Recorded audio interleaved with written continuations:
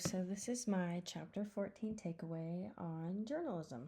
So, first thing I want to mention about this chapter is probably a little embarrassing on my part. Um, is that this was one of the chapters that I am least knowledgeable about, and I didn't really know anything about the technical terms of journalism and honestly what it all entailed. So I was really interested and a little embarrassed to read this and learn more.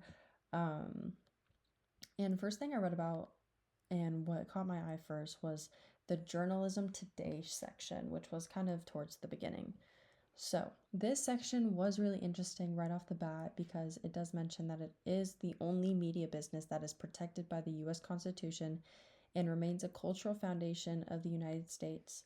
I guess I didn't really realize about journalism was it literally is the news. So, of course, it is protected by the US Constitution and because especially in like voting years, the news really does um, is the powerhouse of each side of whoever is running.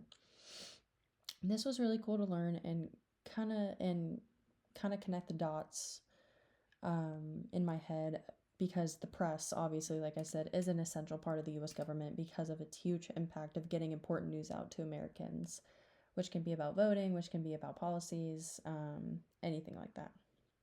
Something else that I thought was interesting was the moderate politics section. So this stuck out to me like a sore thumb because of obviously the presidential election we just had last year. And that was all you saw on your TV and news sites for months. This was also my first year voting, which is really exciting.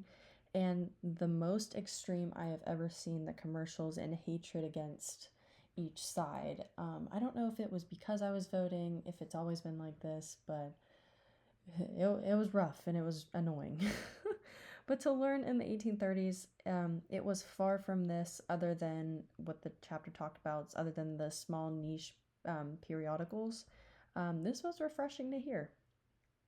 This isn't from a specific part of the chapter, but something I did realize is how much impact journalism has had overall.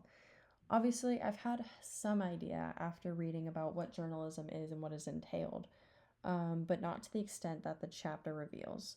So, people like Anderson Cooper, who have been the primary anchor of his show since 2003, so longer than I've been alive, or for example, like the George Floyd riots that the chapter talks about.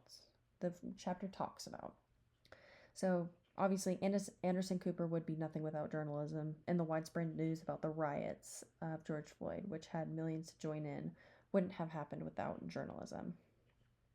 As someone who came into this chapter not thinking that have had any real impact with journalism, I was absolutely completely wrong, and now informed about the major place that journalism has had in history and has had and does continue to have now.